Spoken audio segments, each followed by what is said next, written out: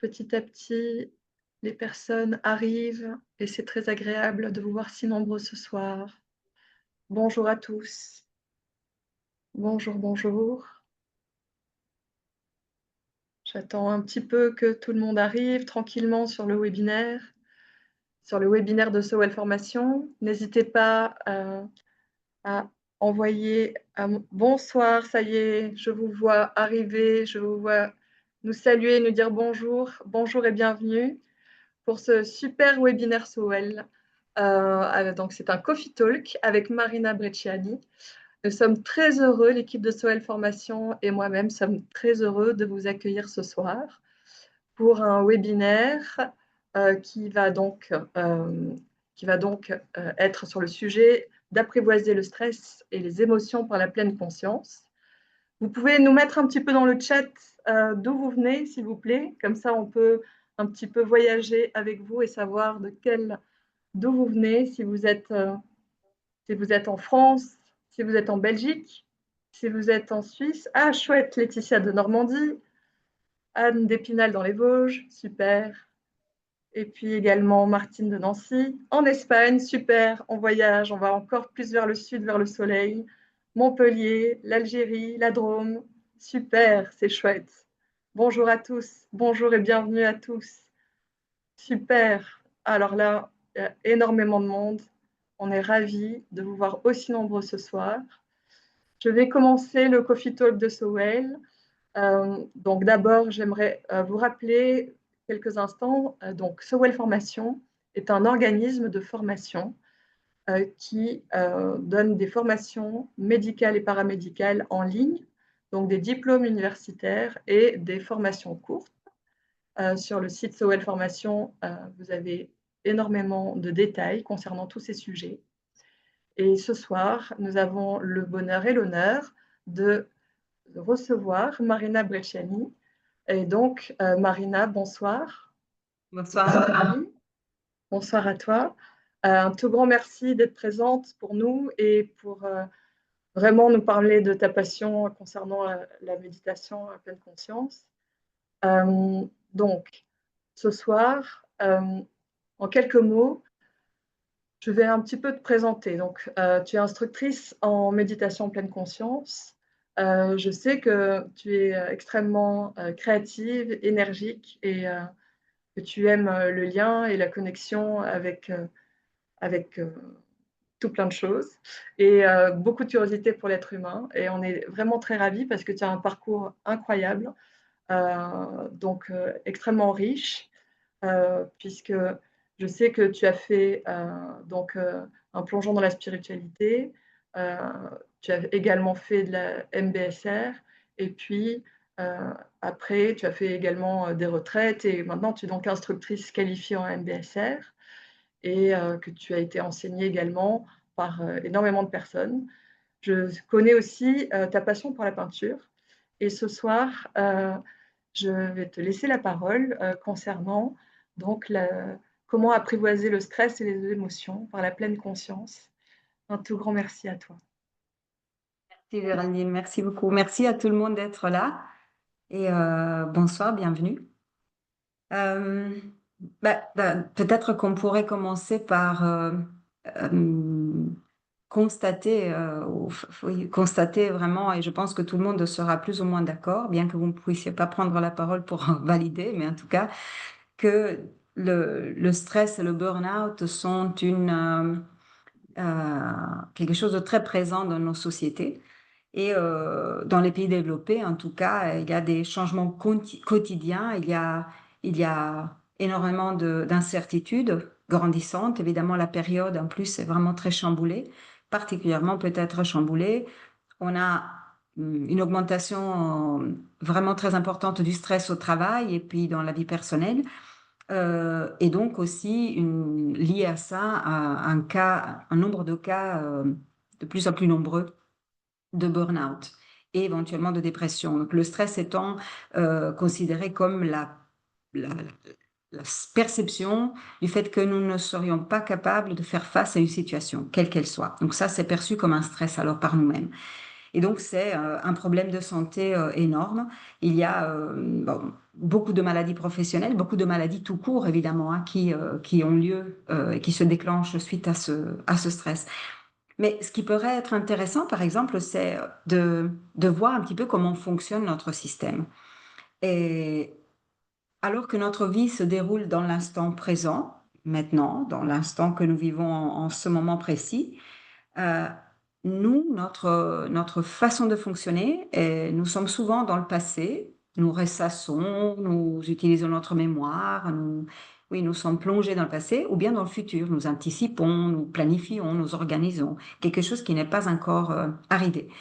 Et donc, en fait, bien sûr, le fait de penser est une des tâches principales du cerveau. Ça, c'est évident et c'est très pratique, c'est essentiel en tant qu'être humain. Dans notre société, on fonctionne comme ça, donc heureusement. Mais je vais vous faire un petit exemple, juste peut-être pour comprendre un peu. Prenons une gazelle qui broute tranquillement dans la savane et puis elle se rend compte, elle sent qu'une lionne est dans les parages et donc elle sait instinctivement que la seule possibilité de survie qu'elle a, c'est celle de fuir. Et donc elle court et si elle survit, elle recommence tranquillement à brouter à quelques kilomètres de là, quelques centaines de mètres de là, à partir du moment où elle est vivante. Et donc, en fait, on a eu un pic de stress. Et puis, le système de la gazelle a développé, a mis en place vraiment toute une série de substances qui lui ont permis d'activer donc la fuite et, dans ce cas-ci, de se sauver. Et puis, ce pic de stress, le problème, disons, résolu, eh ben, le pic de stress redescend et la gazelle continue de brouter tout à fait normalement, comme si de rien n'était. Bah, on sait très bien que chez les humains, ça ne fonctionne pas tout à fait comme ça. C'est-à-dire qu'après un pic de stress, où vraiment nous sommes très activés, il est rare qu'après on revienne à la situation comme si de rien n'était passé. Donc, en fait, vraiment, notre esprit continue de produire des pensées et de se dire, ben, oh là là, qu'est-ce qui aurait pu arriver si ceci, c'est cela, et puis mes enfants, la famille, mon compagnon, ma compagne, ou bien le boulot, enfin, plein de questions pratico-pratiques qui se posent immédiatement. Et donc, en fait, je vais, disons que je vais vous montrer un schéma qui va peut-être éclairer un tout petit peu ce que je suis en train de vous expliquer. Je ne sais pas si vous voyez, oui, vous devriez pouvoir voir mon écran maintenant. C'est parfait. Et donc, merci. Et donc, voyez, que nous ayons des stressants externes ou internes, il y a un système qui se fait très vite d'évaluation de cette perception du stress ou du danger en tout cas. Et donc, il y a tout de suite un signal d'alarme qui est déclenché par notre corps auprès de notre cerveau.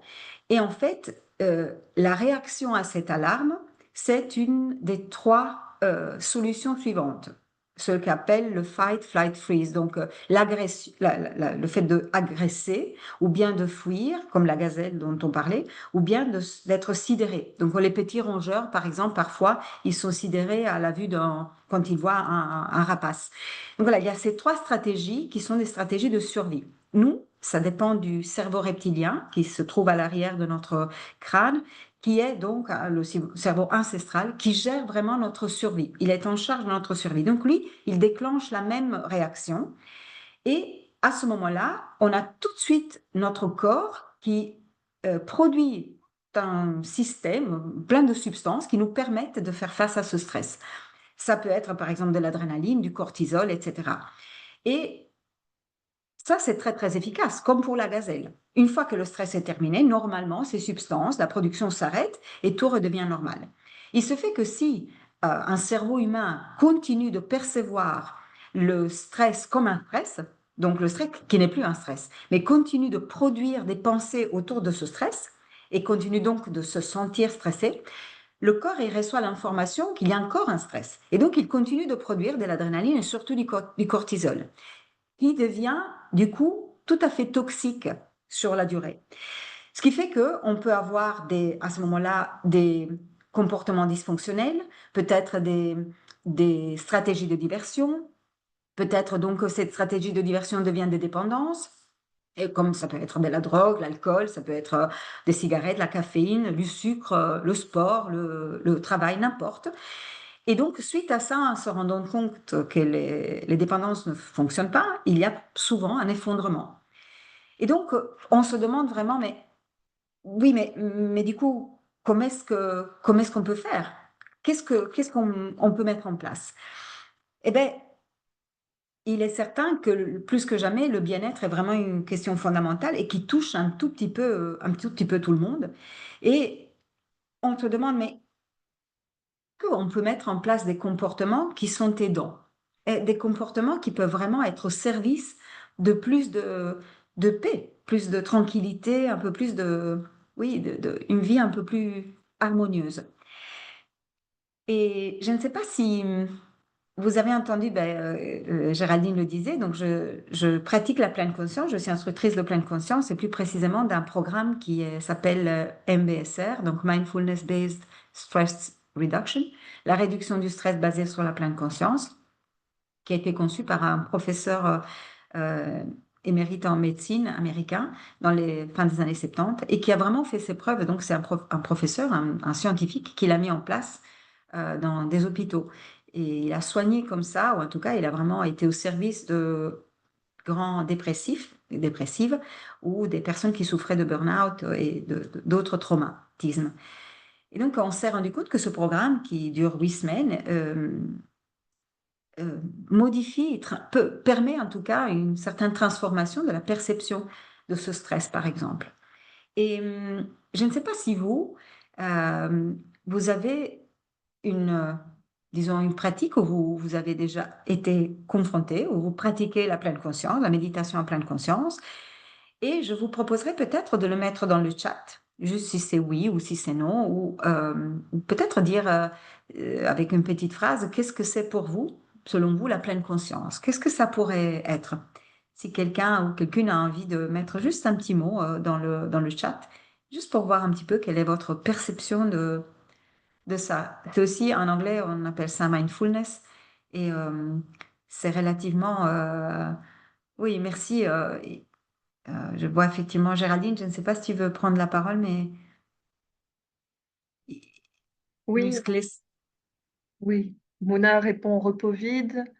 Un autre dit muscler son attention, écouter son corps. Laetitia témoigne qu'elle a déjà pratiqué la pleine conscience dans le cadre d'un traitement contre le burn-out et la dépression.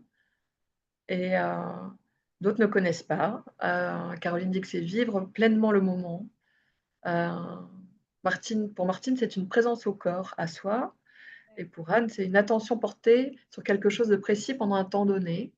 Émilie nous dit la présence consciente à l'instant présent, à ce qu'on fait, à ce qu'on vit, à ce qu'on ressent. Voilà. Merci pour vos partages. Merci Je te beaucoup, laisse oui. Oui, nous expliquer, Marina. Merci. merci beaucoup, merci Géraldine aussi. Oui, vous avez déjà, pas mal d'entre vous, une connaissance, en tout cas, de votre interprétation de la pleine conscience, la méditation mindfulness ou méditation en pleine conscience, et d'autres pas du tout. Et c'est tout à fait OK. Vraiment, on est ici justement pour découvrir. Et disons une définition pourrait être le fait de porter son attention sur un objet choisi, instant après instant, de façon donc le plus continue possible, de façon intentionnelle et non jugeante. Alors déjà, dans ça, bah, façon non jugeante, c'est quand même pas facile, parce que on a peut-être l'impression qu'on doit réussir quelque chose. Et c'est aussi un petit peu notre culture, notre société aussi, hein, qui nous pousse à, à la performance, à réussir ce dans lequel nous nous engageons. Dans la pleine conscience, c'est un petit peu différent et c'est en ça qu'elle est peut-être un peu contre-intuitive. Euh, c'est vraiment, il n'y a pas vraiment de possibilité d'échec parce qu'il n'y a rien à réussir.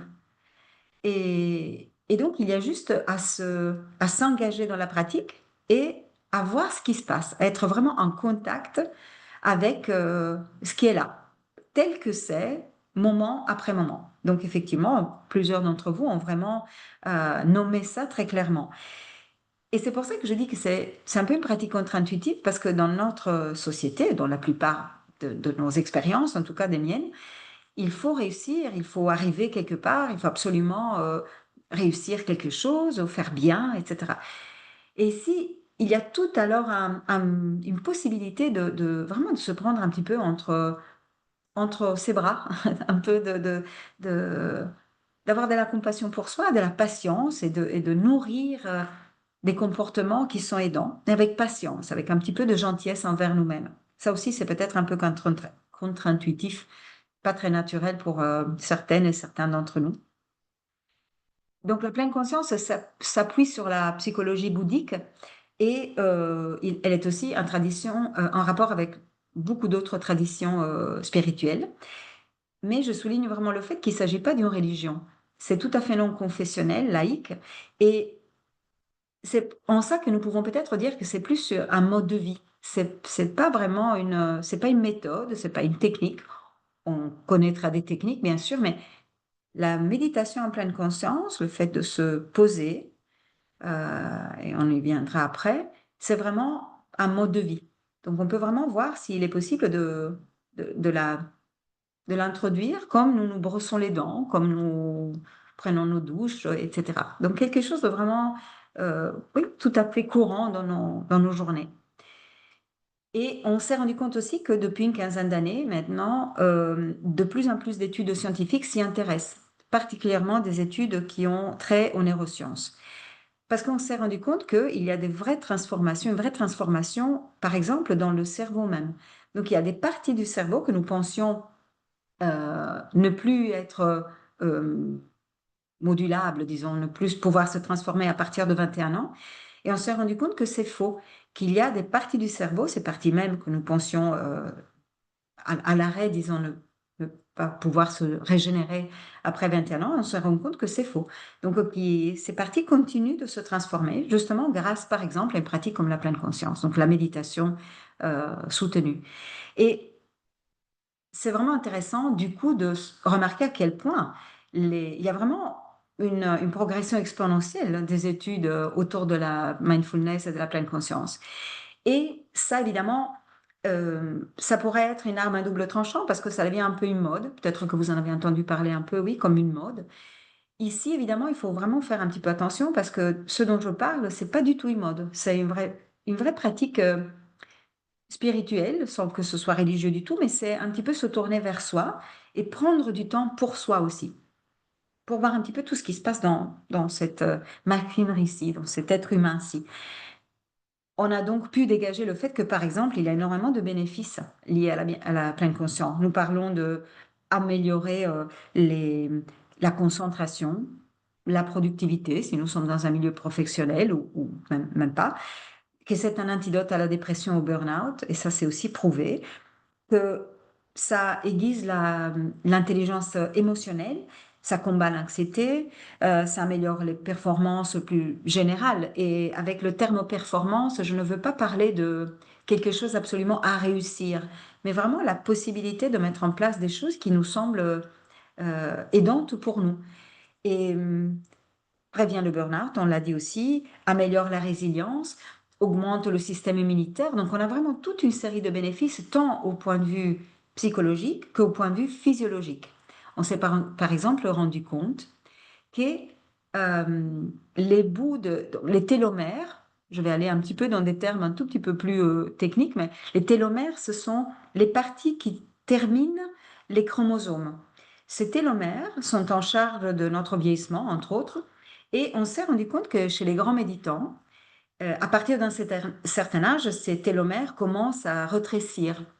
Et on s'est rendu compte, en fait, que chez les grands méditants, cette érosion, disons, des télomères, donc de ces petits bouts de chromosomes, est beaucoup plus lente, se fait d'une façon beaucoup plus lente. Donc, il y a un vieillissement qui est aussi ralenti. Donc, c'est-à-dire qu'il y a tout notre système, avec une amélioration aussi du système immunitaire, avec une diminution de la tension artérielle, donc moins de risques de maladie.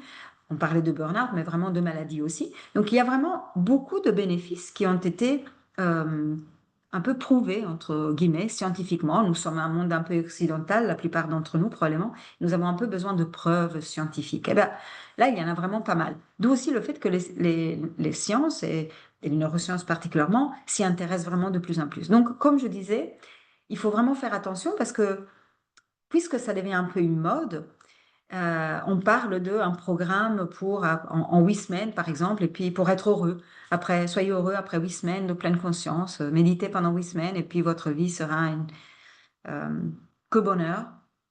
C'est pas tout à fait ça. Ça, si vous entendez ça, je vous propose d'être un peu méfiant, parce que c'est pas aussi simple que ça, et si c'était aussi simple que ça se saurait depuis très longtemps. Euh, mais ici, je voudrais vous proposer, si vous avez envie de vous prêter au jeu, de pratiquer ensemble pendant quelques minutes, vraiment juste un petit moment. Et puis, je reprendrai la parole juste pour poursuivre avec vous le webinaire. Donc, je vous propose peut-être je ne sais pas évidemment dans quelle position vous vous trouvez, dans quelle situation vous êtes, mais si cela est possible, si vous êtes sur une chaise ou assise ou assis, ou même éventuellement couché, ou même debout, de juste prendre un moment pour, si c'est OK pour vous, si ça vous semble sécurisant, assez sécurisant, pour fermer les yeux et peut-être de poser les mains où il vous semble bon de les poser en ce moment.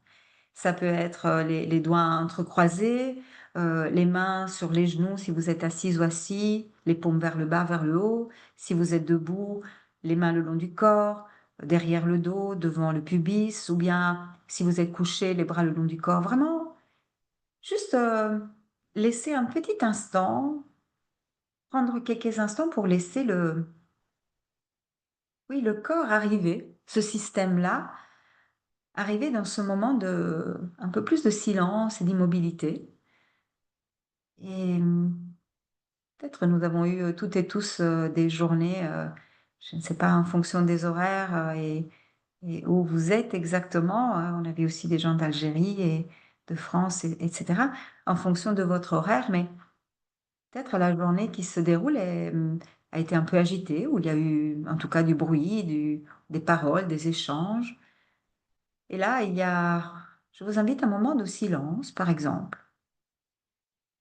Donc de laisser, quelle que soit notre position, de sentir vraiment, par exemple, les pieds, si nous sommes assises ou assis ou debout, la plante des pieds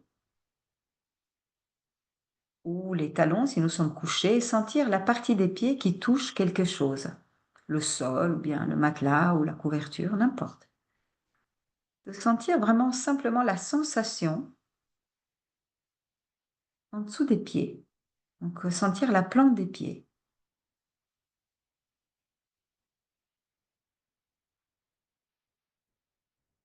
Et voir si notre tendance très instinctive et tout à fait OK est de penser aux pieds et à la plante des pieds, aux parties qui touchent quelque chose actuellement. Et ici, je vous invite vraiment à voir s'il est possible de faire l'expérience des sensations physiques. Donc, qu'est-ce qui se passe dans les pieds en ce moment?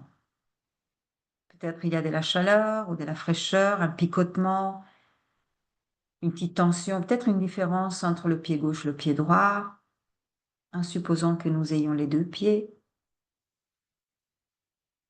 Et puis de déplacer notre attention sur les jambes, par exemple. Sentir aussi les sensations dans les jambes. Peut-être notre colonne vertébrale, si nous sommes debout, assis, assises, en position verticale. Rien à contracter, hein, nous pouvons juste détendre, mais garder la colonne vertébrale droite si possible, sans raideur. Et si nous sommes couchés, simplement ressentir les parties qui sont en contact avec quelque chose.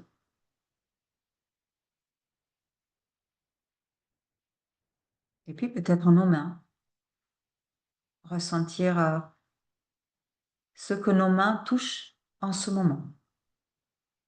Si elles sont entrecroisées, entrelacées, si elles touchent les jambes, les paumes vers le bas ou vers le haut, si elles sont déposées de part et d'autre de notre corps ou le long du corps si nous sommes debout. Juste ressentir les sensations dans les mains.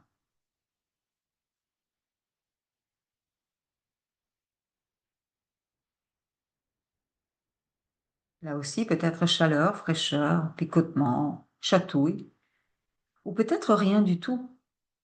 Et c'est OK, c'est tout à fait OK.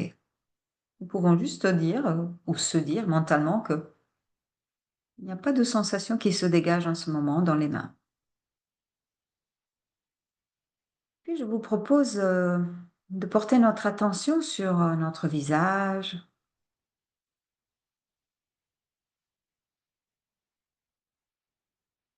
détendre peut-être ce qui peut être détendu. Les petits muscles autour des yeux, les mâchoires par exemple, les joues, les dents. Ressentir l'air qui rentre et qui sort de notre corps par les narines.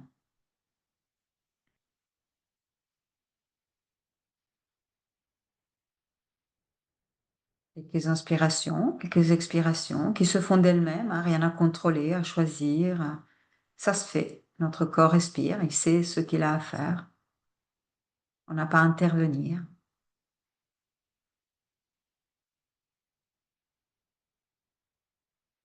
Ce qui se passe à niveau des pensées, peut-être beaucoup de pensées, de l'agitation, peut-être pas. Qu'est-ce qui est présent? Alors, est-ce que nous jugeons ce qui se passe? Nous racontons des histoires? Peut-être, et c'est OK.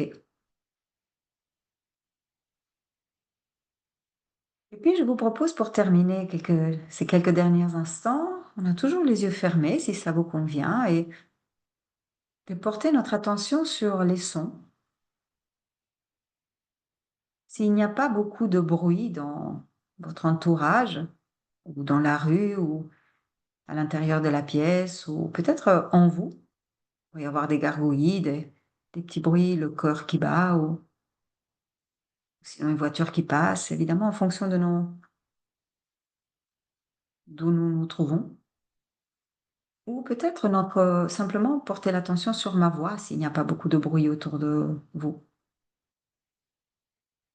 D'entendre simplement ma voix et de faire l'expérience de ce système de l'ouïe dont nous sommes plus ou moins toutes et tous doués si nous sommes en bonne santé.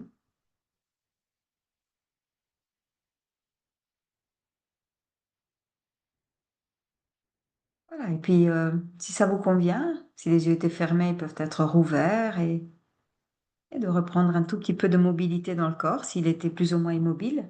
Merci beaucoup pour cette pratique partagée.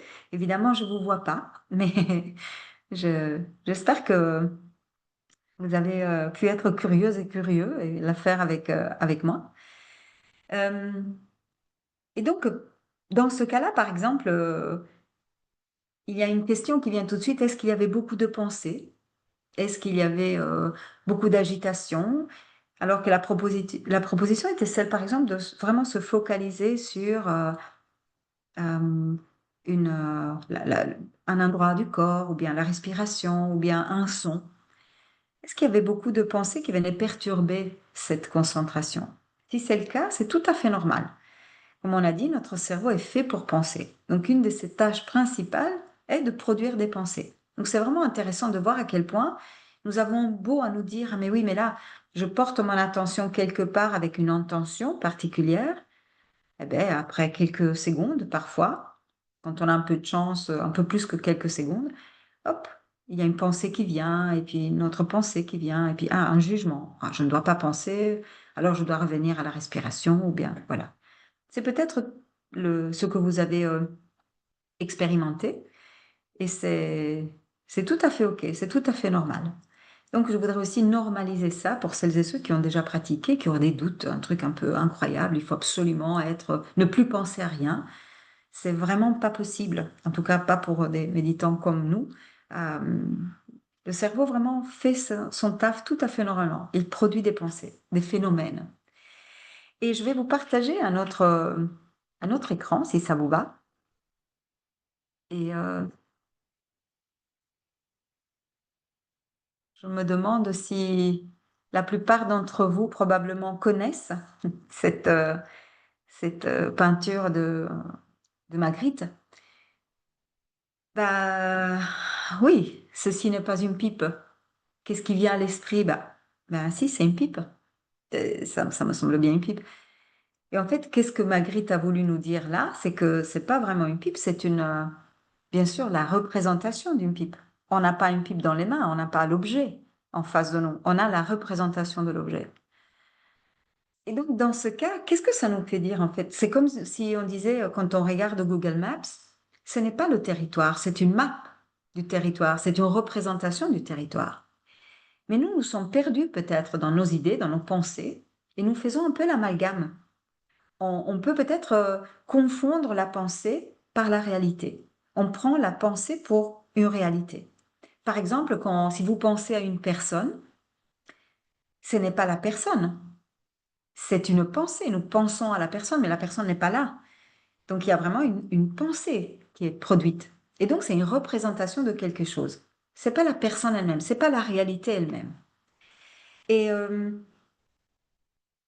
les pensées peuvent être également considérées comme des phénomènes, donc quelque chose que notre cerveau produit, parfois de façon un peu anarchique. Je ne sais pas si c'est votre cas, mais dans mon cas, souvent je me rends compte que je pense à des trucs à un moment, je me dis, ah, mais tiens, à des trucs qui n'ont aucun sens, pas d'utilité avec ce que je suis en train de faire, ou une chanson qui me vient, ou n'importe, tout à fait en dehors de ma réalité du moment. Ben, le cerveau, lui, va pêcher des souvenirs et tout ce que nous connaissons.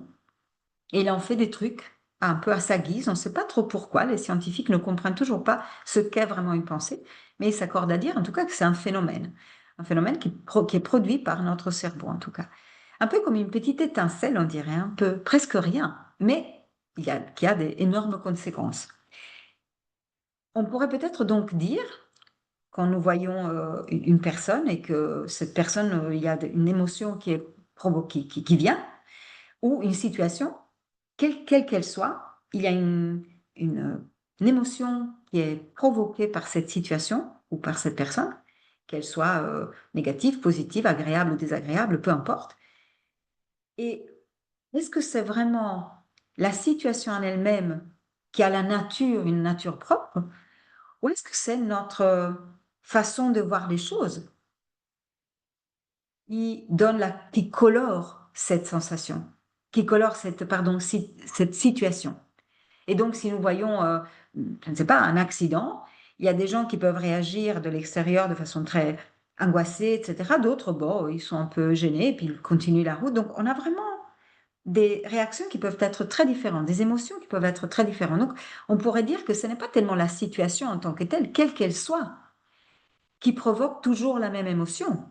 L'émotion vient de la personne qui voit, qui vit la situation. Donc, la situation n'a pas une nature propre.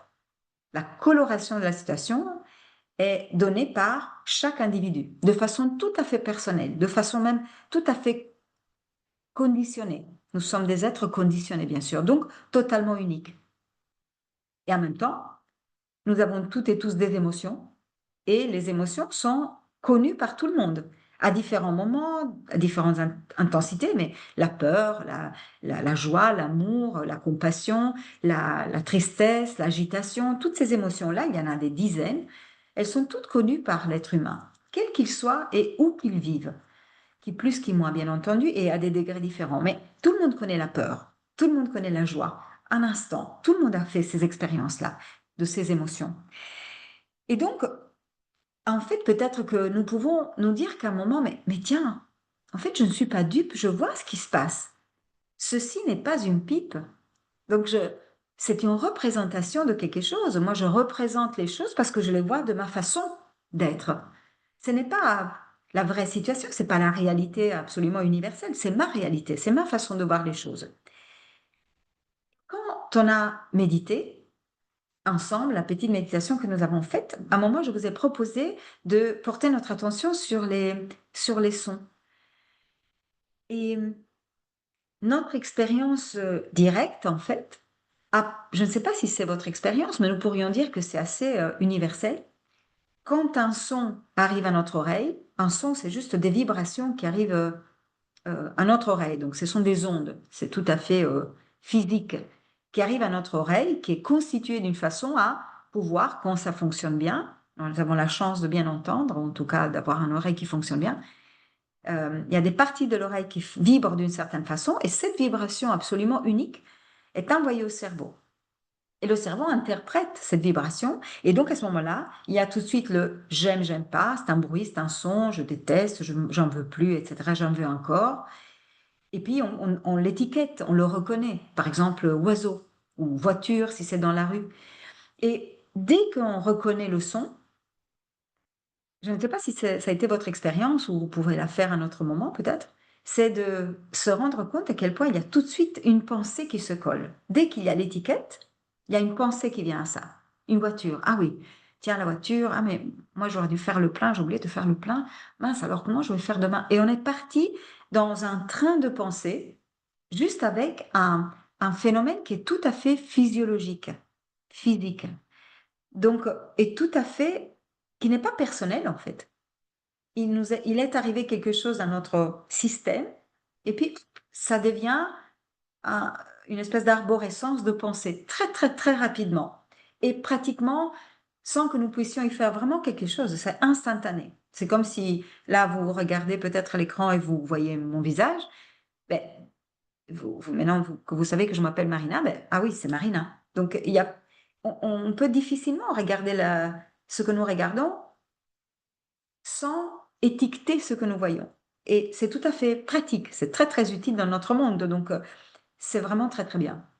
Mais le fait de savoir ça, de voir comment ça fonctionne, de voir la nature des véritables des choses, peut peut-être nous amener un petit peu plus de clairvoyance. Et le fait donc de voir ce processus, par exemple pour le son, mais ça peut être la vue, ça peut être le goût, ça peut être un parfum, une odeur, euh, le fait, bien sûr, ça peut être une pensée. Ça peut être une émotion. Reconnaître ça comme ah oui, c'est une émotion. C'est pas toute une histoire, c'est juste une émotion qui se déclenche à ce moment-ci, dans ce système-ci, qui est complètement conditionné. Il y a eu des conditions qui ont fait que ah oui, hop, il y a une émotion qui se déclenche et elle peut être reconnue.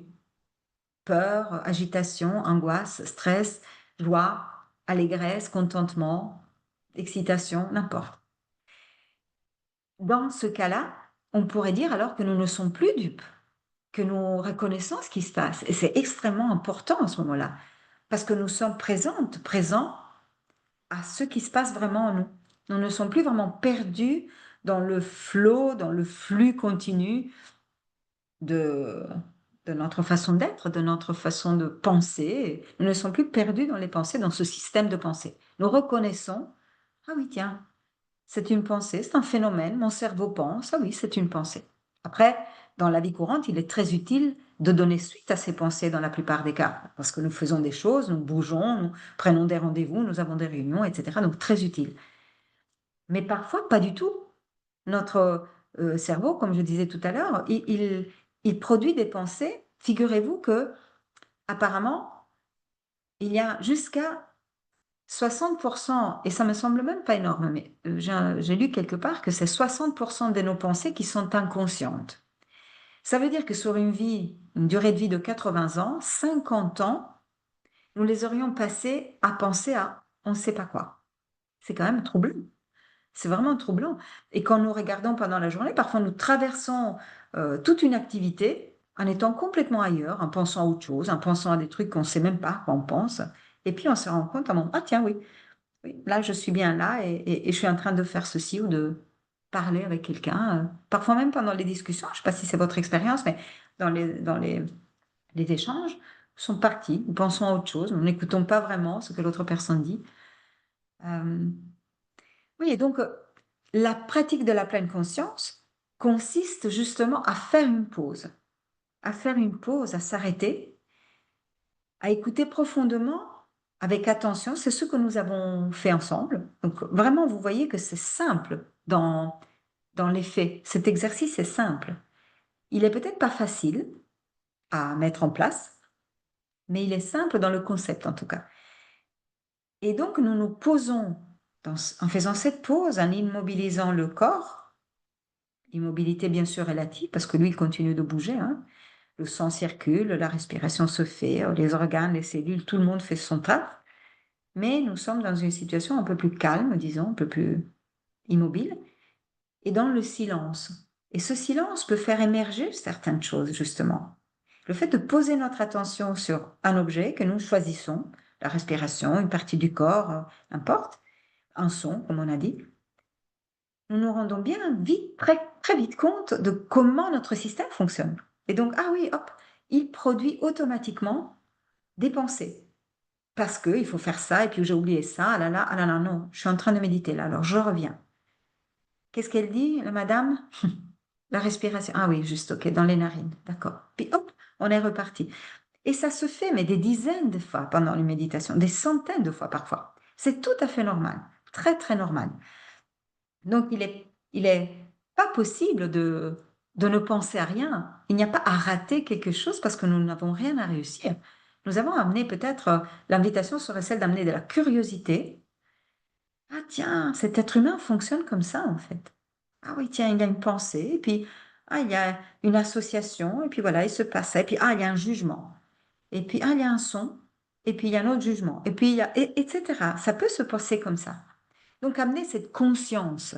C'est pour ça que ça s'appelle pleine conscience, mais on pourrait même dire peut-être plus juste, c'est même pleine attention, de vraiment apporter notre attention à quelque chose de façon intentionnelle, non jugeante, et de garder notre attention moment après moment. Et c'est ça qui semble être simple, mais qui n'est pas facile peut-être.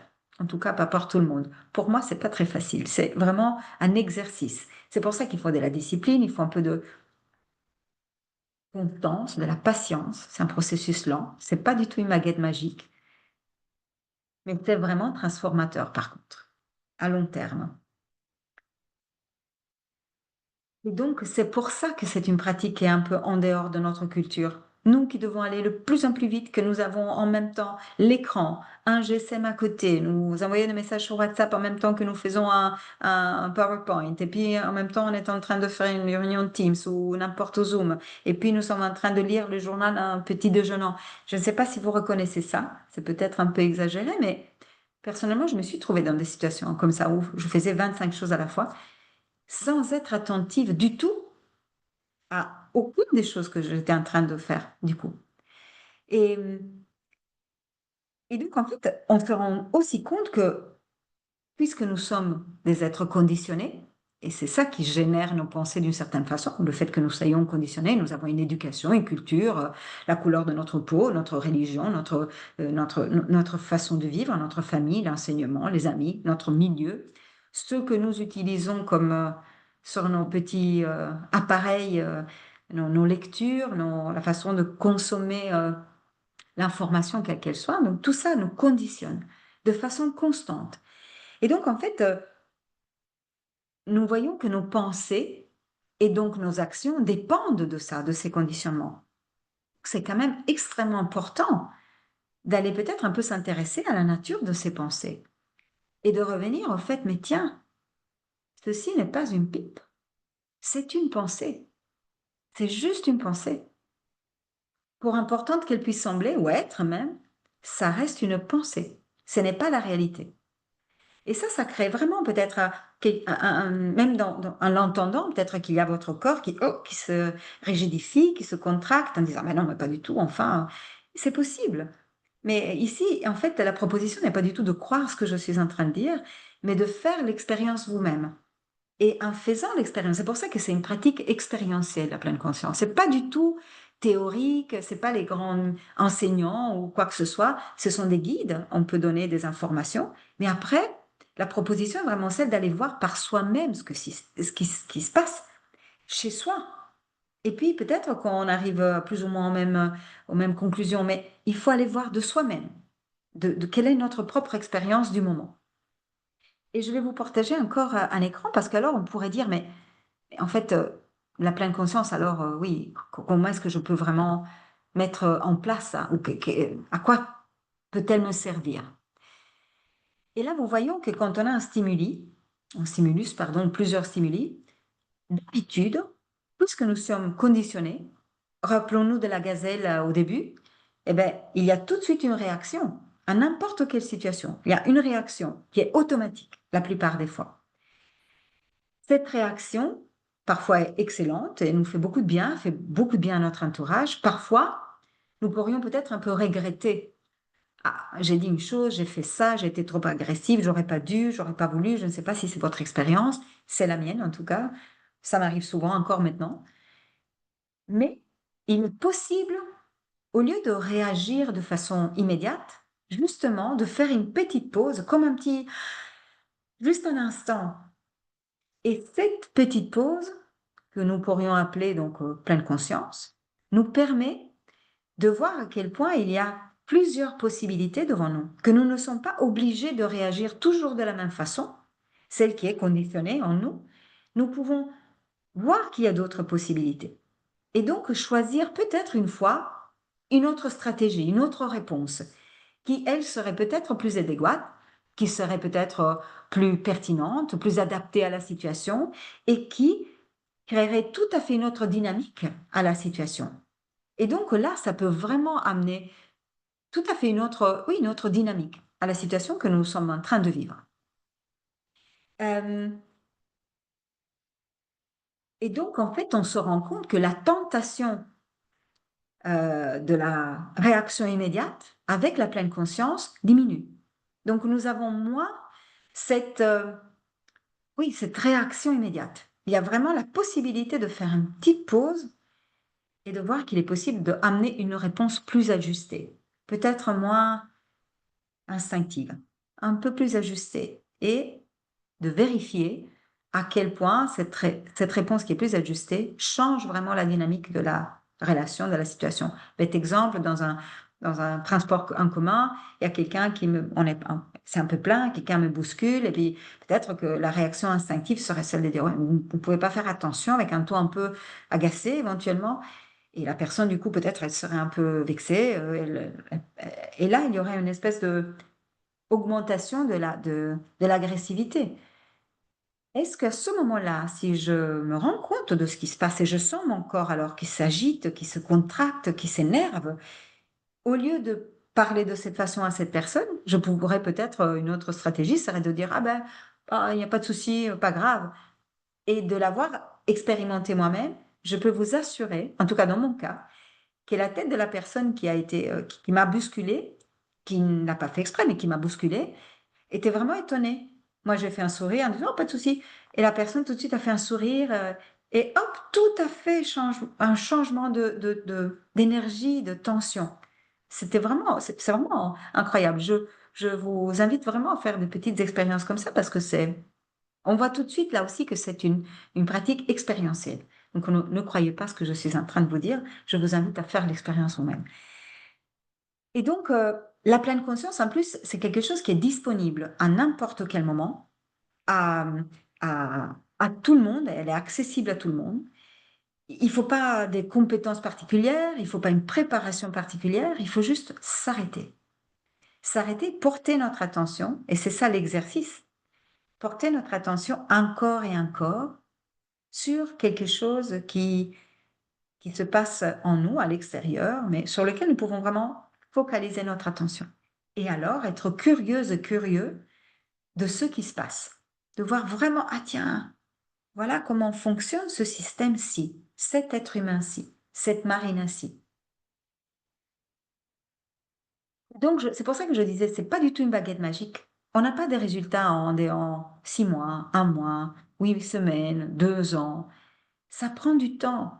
C'est ça que nous n'avons peut-être pas envie d'entendre. Il faut faire des choses et puis tac, tac, tac, il faut que ça se passe bien et voilà le résultat.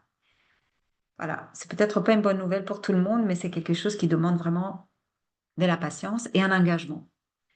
Et donc, qui demande le fait aussi de se mettre en jeu un petit peu. Ça fait, ça nous met un peu à nu peut-être aussi. On doit peut-être être prêt, on peut être prêt parfois à faire face à des émotions qui nous déstabilisent un peu. Et si à ce moment-là, nous pouvons être un peu curieuses et curieux, parce que nous sommes certainement confrontés au désagréable, à l'inconfortable, nous sommes des êtres humains. Notre vie est faite comme ça, hein. Nous vivons, nous naissons, et puis nous vivons. Et pendant notre vie, on a des moments joyeux, des moments agréables, et puis des moments désagréables, des moments très douloureux, des grandes souffrances, et puis encore de la joie, et puis des moments douloureux, et puis un moment, ben, on meurt. Et ça, c'est un être humain. Nous pouvons aussi accepter ça, parce que c'est la réalité d'un être humain. Il n'y a pas une autre façon d'être un être humain. Il n'y en a pas une autre. Donc, de faire face à ces moments de souffrance, que ce soit une maladie, que ce soit des moments de stress, de burn-out, etc., avec un peu de patience, de bienveillance envers nous-mêmes.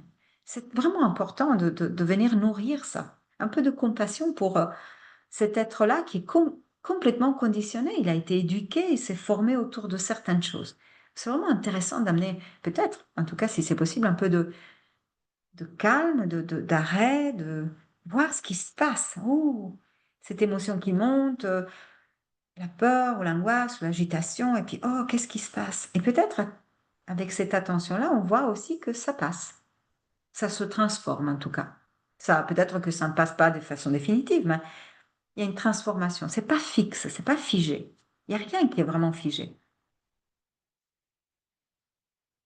Donc, plus que nous attacher au contenu de nos pensées, ici, l'intérêt, c'est peut-être de nous attacher au contenu des pensées, de s'attacher à l'histoire que les pensées nous racontent, peut-être de nous attacher au phénomène, à la pensée en tant que phénomène, à l'émotion en tant que phénomène, au son en tant que phénomène, et pas comme quelque chose qui existe, enfin, qui a un contenu, qui a absolument une signification ou une histoire qui nous raconte. Le phénomène en tant que tel. Ah tiens, ah oui, je suis un être humain, donc oui, cet être humain s'y pense, oui, il y a un son, il y a un goût, il y a une odeur, une émotion, etc. Et, euh, et on se rend compte qu'en s'exerçant comme ça, en tout cas en pratiquant de façon régulière, l'esprit se calme un peu et se stabilise. Et de par ce fait de plus de stabilité, il est possible qu'il y ait moins de souffrance, qu'il y ait moins d'agitation. Et c'est l'agitation, la peur qui crée la souffrance, surtout et souvent. Donc plus de stabilité, un peu moins de réactivité, plus de calme. Important aussi, c'est de savoir que, donc, vous entendez bien qu'ici, le but n'est pas de devenir quelqu'un d'autre, n'est pas d'être meilleur. Peut-être que nous avons tendance à vouloir être meilleur et c'est très sain, mais dans la pratique, le plus sain et le plus juste serait de, de, de voir celle ou celui que nous sommes vraiment maintenant et peut-être d'être pleinement celle ou celui que nous sommes maintenant. Parce que nous sommes celle-là. Et que le fait de vouloir être quelqu'un d'autre est raté d'avance puisque toutes les places sont prises, les autres places, elles sont prises. Donc c'est notre place que nous pouvons occuper de façon entière et pleine. Et pas à la place de celui ou celle que nous voudrions, que nous pensons être, mais vraiment celle que nous sommes. Et c'est ça qui est intéressant, que de s'arrêter un moment et de voir cette personne-ci. Ah ben oui, c'est comme ça que je suis vraiment, que cet être humain est vraiment. Parfois, ça ne nous plaît pas, hein. Il y a des trucs qui ne nous plaisent pas, mais peut-être en essayant de s'approcher un peu, de rester en contact avec ça, il est possible d'amener un peu plus d'amitié euh, envers cet être humain-là. Et, euh, et en fait, on se rend compte, c'est quelque chose d'incroyable que peut-être parmi certains et certains d'entre vous trouvent ça tout à fait normal, mais des études récentes, de nouveau en neurosciences, prouvent que l'état d'esprit qui est entraîné, donc si nous entraînons un certain état d'esprit, c'est cet état d'esprit-là qui devient celui par défaut. Si nous ne complaisons et nous continuons de nous nourrir et d'entraîner, de nourrir la haine, la violence, l'agressivité, le jugement, l'intolérance, tout notre être va tendre vers ça. Si nous nous entraînons à voir ce qu'il y a de beau aussi, pas que, ce n'est pas la pensée positive à tout prix, hein, c'est pas le je vais bien, tout va bien, c'est pas du tout ça, c'est vraiment de voir que il y a des choses, des belles choses aussi en moi, il n'y a pas que du mauvais, il y a vraiment des choses intéressantes à aller voir, de la douceur, il y a moyen d'aborder ça avec de la douceur.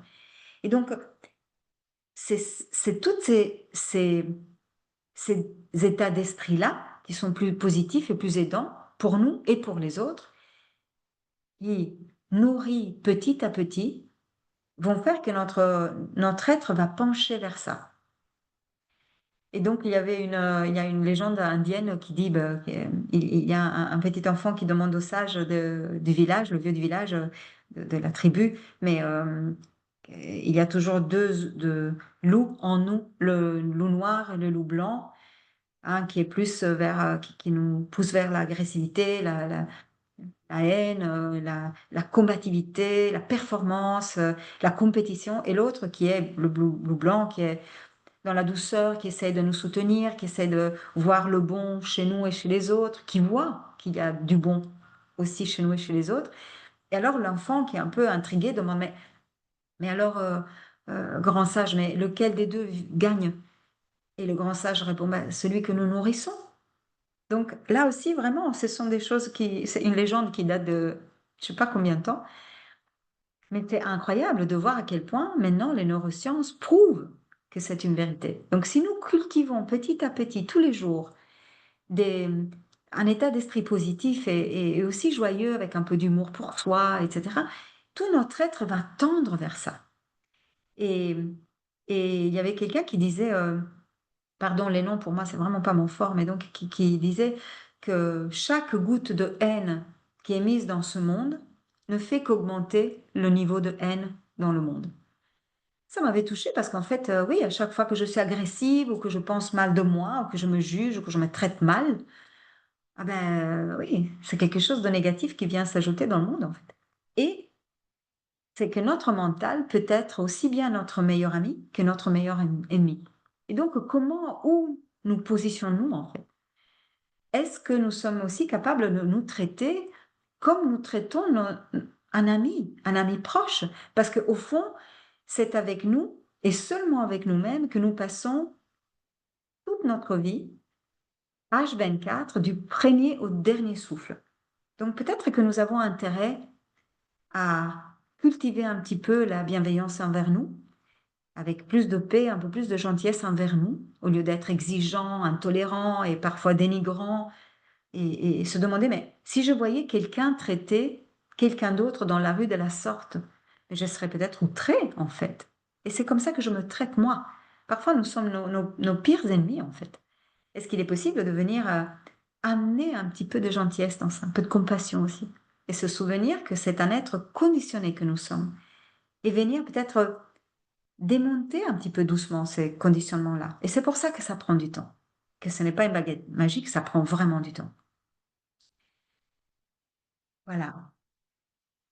Merci beaucoup de votre attention. Je repasse la parole à Géraldine. Merci beaucoup. Un tout grand merci, Marina. Merci pour ton partage si généreux. Et Merci à vous.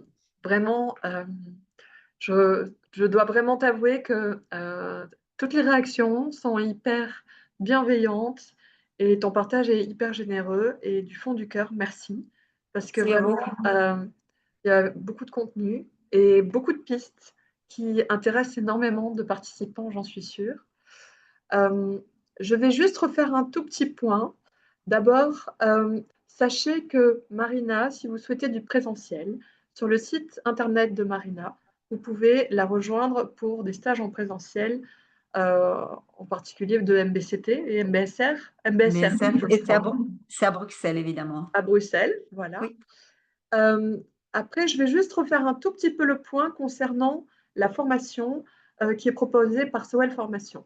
Donc, sachez que notre concept de Sowell Formation, nous proposons des formations en ligne de haut niveau qui permettent la délivrance d'un diplôme universitaire européen ou, si vous ne souhaitez pas un diplôme universitaire européen, une formation certifiante. Donc, notre organisme de formation, Sowell Formation, est en partenariat avec l'Université européenne Miguel de Cervantes. Donc, ce sont des vrais diplômes universitaires européens. Dans ces cas-là, vous faites par exemple, le diplôme universitaire européen de méditation et pratique respiratoire est dirigé par Marie Caiazzo. Et donc, Marie Caiazzo est également, elle est accompagnée en particulier par David O'Hare, qui parle donc de cohérence cardiaque, et d'Anthony Doux, qui parle de psychorésonance et plein de sujets tout à fait passionnants. Donc, dans ce diplôme universitaire européen qui concerne les méditations et pratiques respiratoires. La prochaine session démarrera le 16 octobre 2025. Et si vous ne souhaitez pas faire le diplôme universitaire, vous pouvez vous inscrire pour faire la formation certifiante. La seule différence, les enseignements sont exactement les mêmes. La différence est que vous n'avez pas à écrire un mémoire pour donc valider le diplôme universitaire, mais vous pouvez faire la formation certifiante. La majorité des cours sont en ligne, tous les cours sont en ligne, pardon. Il y a certains cours qui sont en direct et d'autres cours que vous pouvez suivre au moment que vous préférez. Et les cours qui sont en direct sont également possibles de suivre au moment qui vous convient le mieux. Voilà, donc ça c'était juste pour un petit peu parler, puisque dans le cycle du diplôme universitaire européen des méditations et pratiques respiratoires, il y a également un cycle MBCT que j'ai suivi et qui permet en effet en 8 semaines, accompagné par Marie Cado et à distance aussi, quand on ne peut pas se déplacer à Bruxelles, en Belgique pour voir Marina, qui permet également aussi parce que c'est vrai qu'on peut être dans des endroits qui, aujourd'hui, les temps actuels sont, comme tu le disais tout à l'heure, très justement, Marina, assez bouleversés. Et la chance d'aujourd'hui, c'est de nous, chez Soel Formation, nous avons souhaité faire rayonner la connaissance et permettre que les personnes puissent, où qu'elles soient dans le monde, suivre ces enseignements. Et toute la francophonie est évidemment invitée à suivre nos cours ou même des formations courtes que nous proposons sur le site. Alors, j'aimerais juste reprendre quelques questions qui ont été adressées à Marina pendant ce webinaire, qui est tout à fait passionnant. Et donc tout à l'heure, Laetitia disait que ce qui était intéressant, c'était de faire effectivement des randonnées en étant pleinement présent et conscient de ce qui se passait en nous et autour de nous en l'instant présent, parce que Mantouri, en fait, témoignait d'avoir beaucoup de stress au boulot et que son échappatoire sont les randonnées. Et donc la question était de savoir si, Marina, est-ce que tu penses que c'est une bonne solution pour diminuer le stress? Qu'en penses-tu? D'abord, je ne me permets pas de dire ce qui est bon pour vous, ça c'est certain. Moi, la question que me vient, c'est qu'est-ce que ça fait pour vous d'aller vous promener Et de nouveau, comme je disais que c'est expérientiel, c'est chacun et chacune peut mettre en place des choses qui sont aidantes. Et je pense que ce qui est intéressant, c'est d'aller écouter le corps. Le corps, il ne ment pas. Notre tête, elle s'invente des trucs parce qu'on l'a dit, hein, on pense, donc on s'invente des trucs dans le passé, dans le futur, on imagine, on invente, on rêve, on ressasse. Le corps, lui, il ne peut être que dans le présent. Et donc, si nous pouvons nous connecter à notre... C'est pour ça que nous faisions l'expérience tout à l'heure de sentir les pieds, par exemple, ou les mains, n'importe, de vraiment porter notre attention sur le corps, de sentir ce que le corps nous dit quand nous allons nous promener dans la nature ou quand nous sommes, par exemple, en plein trafic avec du bruit, etc. Comment nous nous sentons? Si l'un est apaisant et l'autre ne l'est pas, nous avons la réponse. Il ne faut pas que moi ou qui que ce soit vous dise. Vous êtes vraiment tout à fait responsable et vous êtes souverain, souveraine de vos expériences. Donc, c'est vraiment vous qui savez.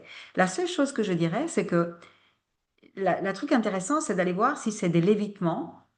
Donc, si c'est je vais me promener parce que je suis stressée, ça me fait du bien, très utile, c'est parfait. À partir du moment où ça devient, peut-être c'est un peu plus compliqué si ça devient une dépendance. Parce que par exemple, moi, quand je suis stressée, je mange du chocolat. Je le vois et je sais que c'est pas une bonne idée. Mais je vois que c'est c'est un comportement dysfonctionnel. Je vois que c'est je contourne, oui, je suis dans l'évitement. C'est pas grave parce que c'est du chocolat, mais il y a des choses qui peuvent vraiment être graves. Et je pense que ce qui est intéressant, c'est de nouveau d'aller voir pour soi ce qui se passe. Ça devient intéressant. Si nous devenons curieuses ou curieux de nos propres réactions et comportements. Formidable. Merci beaucoup, Marina. Il y a aussi d'autres questions concernant donc, la gestion du stress. Donc, est-ce que tu aurais un outil magique ou quelque chose pour gérer le stress et le trac lors de la prise de parole en public?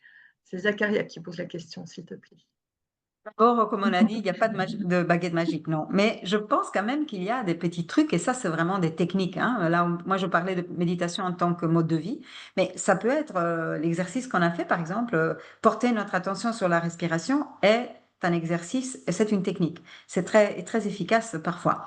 Donc, je ne sais pas si l'expérience de la personne qui a posé la question a été concluante, le fait de par exemple, si je suis debout et je suis en train de, ou même assis ou assise, et je dois prendre la parole et je sens mon corps qui se serre, les muscles qui se tendent, la respiration qui devient plus courte, le battement cardiaque, le rythme cardiaque qui augmente. Est-ce qu'à ce moment-là, là, il y a par exemple la cohérence cardiaque qui peut vraiment aider. Donc, c'est le fait de respirer, par exemple, 5 fois en inspirant et 6 fois en expirant, mais de vraiment porter l'attention sur quelque chose qui est très concret. Par exemple, je suis assise sur un fauteuil assis, avant de monter ou de prendre la parole, de sentir les fesses déposées où elles sont, de sentir les sensations, de sentir mes mains qui tiennent les papiers ou qui sont sur le clavier, de sentir les battements du cœur, de sentir quelque chose qui nous ramène dans le moment présent, la plante des pieds, qu'est-ce qui se passe, la respiration. Et vraiment, c'est le mental qui nous emballe dans du stress. Ici, vraiment, le truc, c'est est-ce que je peux revenir avec quelque chose de concret, de réel? Ne pas me laisser m'emballer. Sinon, c'est de nouveau, je suis dans la représentation de ce que ça va être. Je ne suis pas dans la réalité. C'est peut-être une possibilité. Merci beaucoup. Merci, Marina. Alors, je dois avouer que le chat déferle de compliments, de remerciements. Oh, Et merci. Shiraz dit qu'elle remercie beaucoup pour ton partage. J'ai appris quelque chose qui me servira à vie. Donc, c'est quand même très, très beau. Et merci à Voilà, vous. Merci à vous, vraiment Géraldine. Ah énormément ouais. de grands, grands, grands merci parce que vraiment du fond du cœur, c'est magnifique. Et c'est vrai que le moment méditatif était très, très apaisant avec vraiment une belle énergie. Donc, un tout grand merci, Marina. Je vais donner encore une autre question. Alors, parce qu'il y a énormément de questions. Et oui, il y a encore une question. Si tu as aussi, comment faire lors de moments trop chargés émotionnellement? Est-ce que tu aurais un, un petit, encore un petit truc en plus, même si tu en as déjà beaucoup partagé? Non, de mon expérience, de nouveau, comme je disais, ben d'abord, je ne suis pas du tout une référence. Je parle de mon expérience. Moi, je peux parler que de celle-là parce que ce n'est que celle-là que je connais, évidemment. Euh, Ce qui m'aide vraiment, c'est de ressentir ce qui se passe dans le corps, vraiment. Et donc, si euh, quand on sent, et on le sent que ça monte, on sent que la pression monte, on sent que nous nous agitons, que nous avons du bourdonnement peut-être dans les oreilles, nous avons l'envie de sautiller. Je ne sais pas quelle est votre façon de, de, comment dire, de réagir ou de manifester le stress ou un moment euh, oui, qui nous fait peur en fait, hein, et ça peut être n'importe quoi, d'avoir l'audace et le courage, c'est ça qui peut-être nous manque, et c'est tout à fait normal, mais de s'entraîner à cette audace et ce courage, de rester en contact un petit peu avec ces émotions-là. Parce que les émotions, elles sont là pour nous parler de quelque chose. Elles sont pas là pour nous embêter. Bien sûr que ça nous embête. Le résultat est que ça nous ennuie, qu'on n'a pas envie, on voudrait tous être toujours heureux et heureuses, ça va être merveilleux. Mais ce n'est pas possible, on le sait. Et donc, si nous continuons de penser que notre vie doit juste être un grand bonheur, nous ne pouvons être que déçus parce que nos attentes sont absurdes. Nous sommes des êtres humains. Et donc, quand les émotions négatives ou la peur ou l'angoisse, je voyais une autre question qui était concernant le stress ou même les attaques de panique. Les attaques de panique, je pense vraiment aussi qu'il y a, il faut aller chez les professionnels aussi pour se faire aider. Donc, il ne faut pas hésiter à aller chez les gens pour se faire aider, pour parler de ça et se faire soutenir. Donc, la pleine conscience ne va pas du tout résoudre, pas du tout. Et il y a un corps médical qui est en place. Il faut vraiment, il y a des médicaments parfois, il faut vraiment aller consulter. Mais je pense que maintenant, tout le monde s'accorde à dire que ça peut être un complément important. Et donc, le fait de laisser que cette émotion s'exprime, au lieu de la réprimer, ce qui est la tendance, parce que c'est tout à fait naturel et nous dérange. Et donc, on a juste envie de l'écraser, de la foutre sous le tapis et de ne plus en entendre parler. Mais au plus on les met sur le tapis, au plus ce tas devient grand et au moment, ça explose. Si nous avons à ce moment-là, je disais, l'audace et le courage de nous approcher de cette émotion, peut-être avec doigté, comme si on voulait l'apprivoiser, avec un peu de gentillesse et de ah, comme si on voulait d'abord tremper les orteils dans la mer et puis on sent que la mer est trop froide. Là, on fait 2 pas en arrière et puis on rentre de nouveau, peut-être jusqu'au mollet. Oh non, non, non, et puis finalement, peut-être petit à petit, nous apprivoisons cette émotion. Il est possible qu'on se rende compte que cette émotion est une perception de quelque chose, que nous la percevons d'une certaine façon, qu'en fait, c'est pas tout à fait ça, qu'il n'y a pas une nature propre, qu'il y a quelque chose qui peut être un peu vécu autrement. Peut-être, une possibilité. Je sais pas si ça répond à la question, pardon. Magnifique, si, si, c'est très bien, puisque justement, c'était la question de comment peut-on gérer le stress pour ne pas déclencher des attaques de panique et d'anxiété, à laquelle tu as répondu et vraiment, Donc, n'hésitez pas je te aussi d'aller remercie. consulter vraiment. Hein, ici, il ne s'agit pas de gourou ou de théories un peu mirabolantes. Il faut vraiment d'abord prendre le taureau par les cornes si la situation le demande. Vraiment, pas de souci du tout, du tout. Magnifique, merci beaucoup Marina. Fabrice, souhaitais-tu avoir le mot de la fin avec nous? Parce que j'ai vu que tu t'étais connecté tout à l'heure, Je peut-être, suis là, ou je pas. suis là. Je reste discret, mais moi j'avais une question pour Marina. Es-tu sponsorisée par une marque de chocolat ou pas? Si ça pouvait être vrai, si vous connaissez quelqu'un intéressé, je suis partante. On va essayer de travailler. Il y a probablement. On va Hein? demander à Bruxelles, on va demander à Marcolini, on ne sait jamais. Écoute, il y a pire. Je suis tout à fait OK. Je crois qu'on serait tous d'accord, hein. Là, on veut bientôt être Effectivement. sponsorisé. Moi, j'avais quand même une question pour toi, Marina, avant de laisser le dernier mot de la fin à Géraldine. Pourrais-tu nous dire un petit peu plus en quoi consistent tes ateliers en présentiel? Je pense que on ne t'a pas laissé le temps d'exprimer assez sur ce sujet-là. Je pense que le Oui. présentiel, ça reste assez quelque chose d'important. C'est peut-être un petit défaut de nos formations, bien que très qualitative, n'est-ce pas, Géraldine? Et très précieuse. Mais voilà, quand on a l'occasion, on peut faire les deux. Donc voilà, qu'est-ce qu'on peut faire avec toi en présentiel? Dis-nous un petit peu comment ça se passe. Tout d'abord, effectivement, heureusement que le Covid a montré à quel point, et vous venez d'en faire l'expérience peut-être, les choses en ligne, les formations en ligne, en tout cas les prises de parole et les cycles, ont vraiment tout à fait leur place et ils peuvent être extrêmement utiles. Donc voilà, je parle aussi d'abord pour soutenir Sowell parce que c'est certainement très très qualitatif et merci beaucoup de m'accueillir d'ailleurs vraiment. Mais ce n'est pas que l'un est meilleur que l'autre. Il est certain que quand on est en présentiel, il y a une énergie, c'est un groupe. Parfois, il y a Oui. aussi des moments individuels dans d'autres formations, mais dans d'autres cycles. Mais il est certain que il y a quelque chose qui se passe, mais même en ligne, il y a vraiment des choses qui se passent. Vous l'avez peut-être, là, les réactions prouvent en tout cas qu'il y a de Absolument, oui. l'intérêt. Donc, Mhm. mais pour ce qui est vraiment des programmes, c'est un programme en 8 semaines. Une fois par semaine, 2h30 à 3 heures par soir, donc 8 soirs, ou 8 fois, et une journée entière qui se fait de 10 à 17 heures en silence. Et donc, pendant ces 8 semaines, il y a un programme qui est très structuré, très cadré, dans lequel nous déroulons ensemble différentes pratiques afin de toucher d'une façon progressive euh, euh, la possibilité de devenir curieuse et curieux, comme je disais, de cet être humain-ci.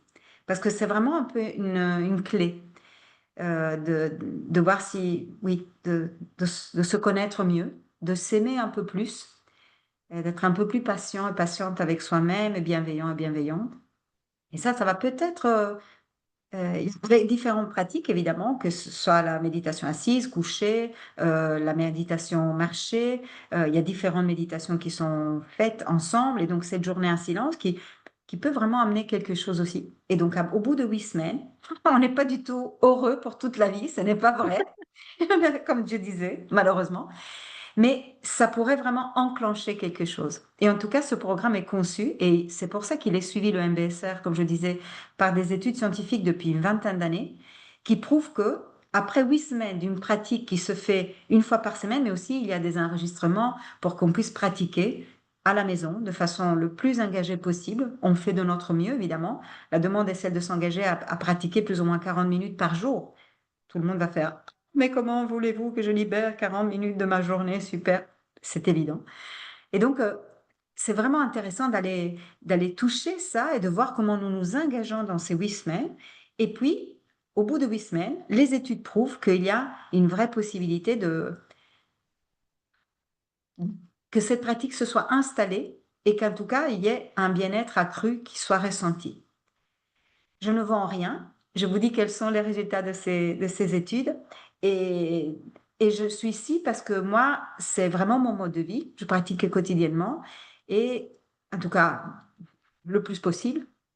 Et de retraite en silence, c'est quelque chose qui me nourrit énormément. Et il y a beaucoup plus de gentillesse, vraiment. Et il y a quelque chose qu'on peut vraiment, vraiment venir nourrir. Je pense que ce monde, ouf, on en a un peu besoin. Je pense en effet qu'on a besoin de se nourrir et de chocolat. Comme ça, c'est Chocolat, je suis d'accord. De la douceur, hein, de de toute la façon. douceur. En tout cas, merci beaucoup. C'était vraiment charmant. Dis-moi. Je peux juste dire encore une chose. Je vois qu'il y a Vas-y. des questions, peut-être Géraldine va le dire, mais que l'enregistrement a été fait. Géraldine, tu le diras après. Oui, oui, Et oui. Vas-y, Marina. Oui, absolument. Tout non, à mais fait. après, tu diras tous les trucs plus techniques. Mais je voulais aussi dire qu'effectivement, ça a été enregistré. Ça peut être vu par la suite. Géraldine en parle. Mais aussi que sur le site que Fabrice ou Géraldine ont posé dans les chats, sur mon site, il y a plus d'explications et vous trouverez aussi sur Émergence. Il y a un cycle qui est déjà annoncé pour l'automne, octobre-novembre.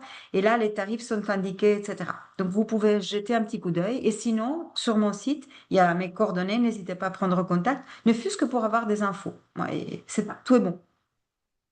Voilà, et j'avais donné le lien d'émergence tout à l'heure sous le Oui, chat. Et j'ai donné 2, 3 fois le lien de ton site aussi. Merci Donc voilà, et beaucoup, là, en je tout cas. mets le lien de la chaîne YouTube de Soel Formation. Merci, en Géraldine, voilà. tout je te cas. laisse terminer le webinaire. En tout cas, merci beaucoup. Et Merci c'était à vous, vraiment fantastique. vraiment. Moi, j'ai vécu un beau moment. Merci à vous toutes et tous. Merci.